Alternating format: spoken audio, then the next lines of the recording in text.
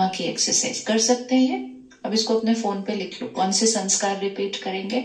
एक, मैं शक्तिशाली आत्मा हूं, तो कभी शक्ति के संस्कार को लिया। फिर मैं शांत स्वरूप आत्मा हूं, तो कभी शांति के संस्कार को लिया। परेशान हो रहे हैं तो इमीडिएटली बोलो मैं शांत स्वरूप आत्मा हूं। फिर मैं प्रेम स्वरूप आत्मा हूं।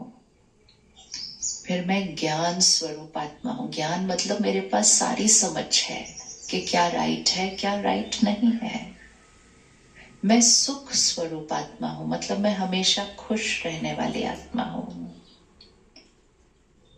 और मैं आनंद स्वरूप आत्मा हूं।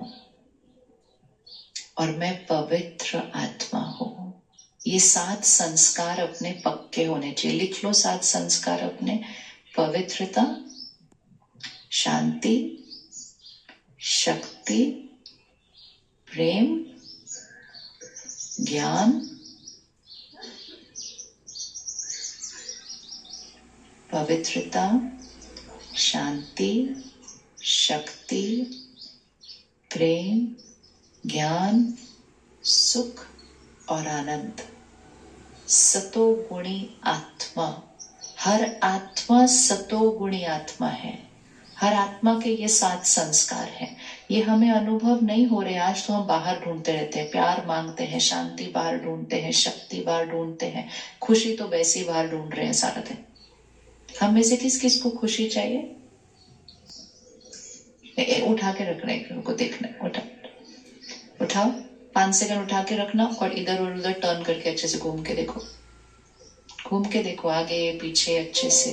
क्या दुनिया बनाई है हमने। एक क्लिक में सब कुछ काम हो रहा है और हम हाथ उठा रहे हैं, हमको खुशी चाहिए।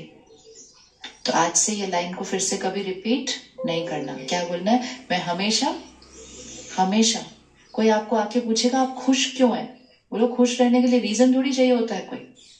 पर वो कहेंगे पर आपके घर में तो प्रॉब्लम चल रही है। कहते हैं हाँ मुझे पता है प्रॉब्लम है, प्रॉब्लम बाहर है, प्रॉब्लम बाहर है। मैं बिल्कुल परफेक्ट हूं।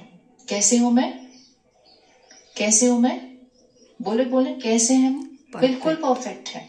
बाहर कुछ भी परफेक्ट नहीं है। मैं बिल्कुल परफेक्ट हूं।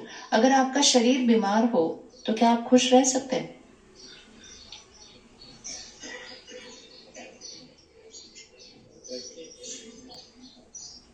खुश मतलब ऐसे उछल कूद कर रहे नहीं।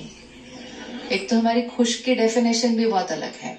खुश मतलब ये माइंड कैसा है? बिल्कुल स्थिर, ऐसे ऐसे ऐसे ऐसे फ्लक्चुएट नहीं कर रहा, स्टेबल है, एकदम स्टेबल।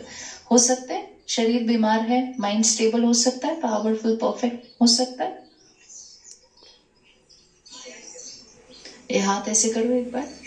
कल सुबह आप उठेंगे ये हाथ में दर्द हो रहा होगा। किधर दर्द है? इधर दर्द हो रहा है, फिर इधर दर्द, इधर भी दर्द हो सकता है। धीरे धीरे दर्द इधर भी हो सकता है, धीरे धीरे इधर भी पहुंच सकता है। इधर दर्द होता है क्या? किधर दर्द हो रहा था? अच्छे से देखो, शरीर बीमार है, किधर दर्द हो रहा था? इधर इधर इधर इधर। इधर दर्द हो रहा था क्या? इधर दर्द होगा? शरीर में अगर दर्द है तो इधर दर्द होगा? नहीं। अभी अगर जाके गूगल पे एंटर किया हाथ में दर्द मीन्स व्हाट, फिर वो बोलेगा ये भी हो सकता है, ये भी हो सकता है, ये भी हो सकता है, ये भी हो सकता है, ये भी हो सकता है। फिर दर्द होना शुरू हो जाएगा। फिर कहाँ दर्द होना शुरू होगा? यहाँ के दर्द से यहाँ दर्द नहीं होता है, यहाँ की सोच से यहाँ दर्द होता है। लेकिन जब यहाँ दर्द होना शुरू होगा तो यहाँ का दर्द क्या हो जाएगा? जब यहाँ दर्द होना शुरू हो जाएगा तो यहाँ का दर्द क्या हो जाएगा? बोले एक बार, इसको फिर से रिपीट करें। जब यहाँ दर्द है तो यहाँ दर्द नहीं होता है। जब यहाँ दर्द होता है तो यहाँ का दर्द क्या हो जाता है? बढ़ जाता है। अब 2 हाथ ऐसे रखें, इस हाथ पर अपने बच्चे को या किसी भी फैमिली मेंबर को रखें और यहाँ रखें। वो बच्चा किसी प्रॉब्लम से गुजर रहा है, आपके यहाँ दर्द होगा?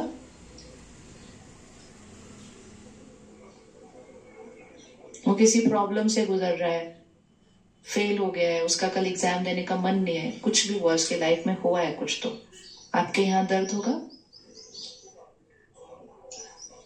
होगा।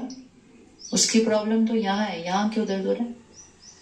यहाँ दर्द नहीं होगा यहाँ दर्द कब होना शुरू होगा? अब क्या होगा, कैसे होगा, इसका क्या होगा, ऐसे होगा तो कैसे होगा। जब तक वो सिर्फ यहाँ प्रॉब्लम है, वो यहाँ दर्द नहीं हो सकता है। यहाँ दर्द कब होना शुरू होगा? बोले कब शुरू होने लगा? जब हम उसके लिए वैसा सोचना शुरू करेंगे। अब अपने आप को राइट हैंड पे रखिए। जब आपने वैसा सोचना शुरू किया और आपको दर्द होना लगा, तो इसका दर्द क्या हो जाएगा? पक्का कर लो इसको। अब इसको पक्का कर लिया, it's very easy to do everything. शरीर बीमार होगा, मन को दर्द नहीं होगा। लेकिन अगर मन में दर्द होगा तो शरीर की बीमारी क्या हो जाएगी? बढ़ जाएगी। जीवन में कोई प्रॉब्लम आएगी, प्रॉब्लम बाहर है, मन में डर नहीं होगा। लेकिन अगर मन में दर्द होना शुरू हो गया तो प्रॉब्लम क्या हो जाएगी? बढ़ जाएगी। तो एक्चुअली सारा दिन सबसे ज्यादा ध्यान किसका रखने की जरूरत है? और उसी के लिए हमने क्या कहा था? उसके लिए हमने क्या कहा था? टाइम नहीं है। और क्योंकि हमने इसका ध्यान नहीं रखा है ना, हमारे को हर काम करने में ज्यादा टाइम लग रहा है। इतना सोच रहे होते हैं, निर्णय लेने में इतना टाइम लगा देते हैं। किस किस को निर्णय लेने में टाइम लगता है? वो इतने सबको? मेरे को लगा तो थोड़े से हाथ उठेंगे इसके। अच्छा, कुछ लोग तो ऐसे सुबह सुबह अलमारी को देखते हैं, आज मैं क्या पहनूं। वैसे टाइम नहीं है, वैसे 5 मिनट खड़े हो रहे हैं, आज मैं क्या पहनूं। फिर अच्छा, फिर चलो उतना भी कोई बात नहीं, 5 मिनट के बाद भी निर्णय नहीं ले पाते हैं। फिर घर वालों पूछते आपको क्या लगता है आज मैं क्या पहनूं। ये शक्ति कहाँ जा रही है? कहाँ जा रही है? हमें लगता है जी इसमें क्या बड़ी बात है। इसमें बड़ी बात है, क्योंकि जब जीवन में फिर कोई निर्णय लेना पड़ता है, एक निर्णय लेने की ताकत नहीं है, और दूसरा निर्णय लेने से डर लगता है, और तीसरा इतना कंफ्यूज्ड रहते हैं कि निर्णय ले नहीं पाते हैं, क्योंकि उस शक्ति को क्या करते गए? कम कम कम। क्योंकि वो निर्णय लेने की शक्ति तो यहाँ है ना। और फिर अब तो ऐसे लोग मिलते कहते आप ही हमें बता दो हमें क्या करना चाहिए। मतलब मुझको निर्णय लेना ही नहीं है। क्यों नहीं लेना? निर्णय लेने से डर लगता है कि इस निर्णय का परिणाम क्या होगा। आज पक्का कर लो, कोई आपसे आके कहे ना आप ही मुझे बता दो क्या करना है, तो बिल्कुल उनके लिए निर्णय नहीं लेना। ये कमजोर लोग हैं जो आपके ऊपर उंगली रखे बोले आप बता दो मैं वो कर लूंगी।